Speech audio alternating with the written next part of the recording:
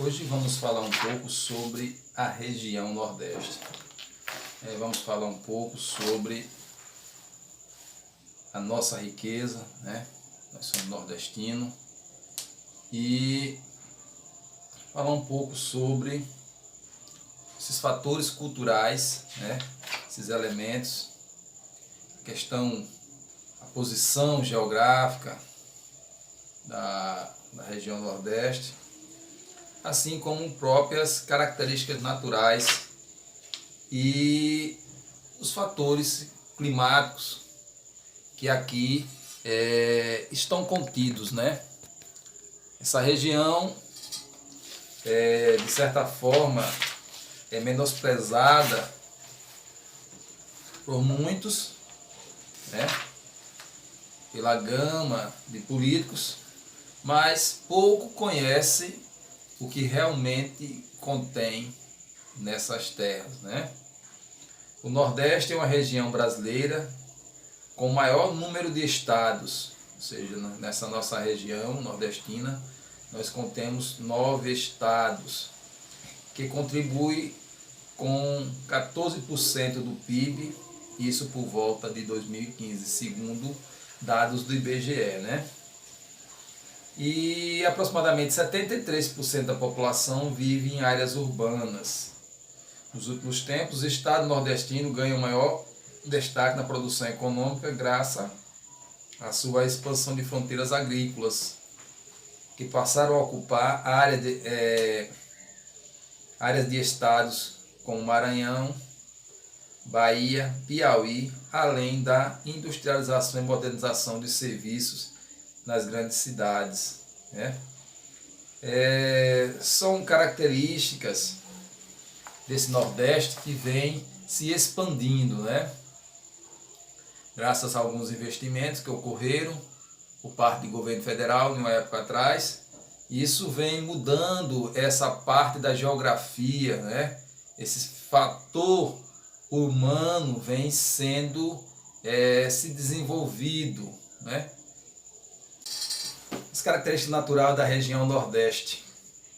Os diferentes tipos de clima da região Nordeste influenciam a característica da formação das paisagens naturais. Embora todos os climas atuam na região, apresentam elevadas temperaturas. A diferença entre eles no litoral, o clima úmido, faz com que as chuvas sejam frequentes ao longo do ano. Com essas características climáticas, é favorável ao desenvolvimento da floresta tropical nessa porção de região. Na porção noroeste do Maranhão, por sua vez, encontramos trechos de floresta amazônica, né? Resquícios da floresta amazônica, formação que se desenvolve em condições de clima equatorial.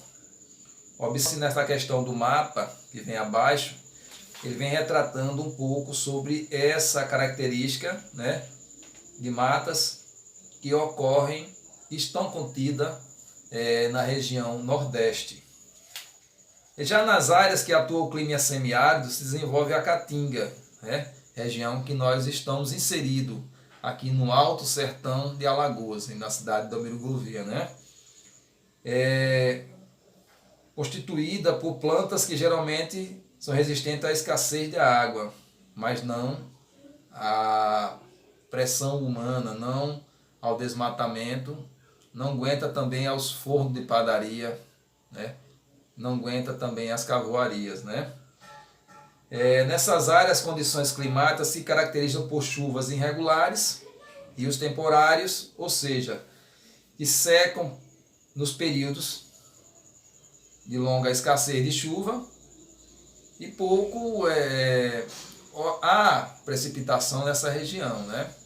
Nós não temos praticamente inverno como determinadas 4 estações, e sim, boa parte do ano o verão é intenso, né? Muito chove por aqui, no máximo 3, 4 meses, quando abre aspas, o inverno é bom, né? Nós temos, sim, climas amenos, né? Momentos de chuvas, baixa umidade, né? Mas aquela o inverno propriamente dito nessa região nossa não existe, né? A seca no Nordeste é um fator natural. Enquanto isso, o governo tenta combater a seca. Isso é um absurdo, principalmente para nós nordestinos que convivemos dia a dia com ela, né? O regime de chuva na região Nordeste é irregular. Em algumas áreas, como a Zona da Mata, as precipitações são mais elevadas e regulares. Porém, no Agreste e no Sertão, as chuvas se concentram em alguns meses do ano, né? Como eu falei anteriormente. Na questão da Zona da Mata, em virtude que está próximo à região costeira, né? Isso tem uma grande facilidade de precipitações, né? A escassez de chuvas em algumas áreas é influenciada por fatores relacionados ao relevo, né? A questão aqui vem a questão das massas de ar que se formam sobre o Oceano Atlântico, se deslocam e carregam a umidade para o continente. Ao encontrar as formações do relevo do Planalto da Borborema, aqui nós podemos vivenciar com ela as serras, né? Como a Serra de Água Branca, a Serra de Mata Grande. E esses locais, altitude maiores, um clima totalmente diferenciado, né? O microclima de lá é bem diferenciado daqui, né? E ocorre aqui mais a questão das chuvas orográficas, né? As secas na região Nordeste geralmente são agravadas nos anos em que ocorre o fenômeno do El Niño, né?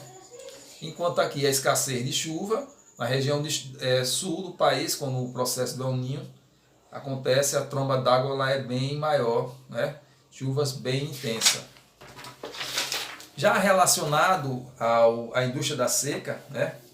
Aqui vivemos em média de 27 milhões de habitantes que vivem no semiárido brasileiro, a maior população do mundo vivendo em uma zona de aridez.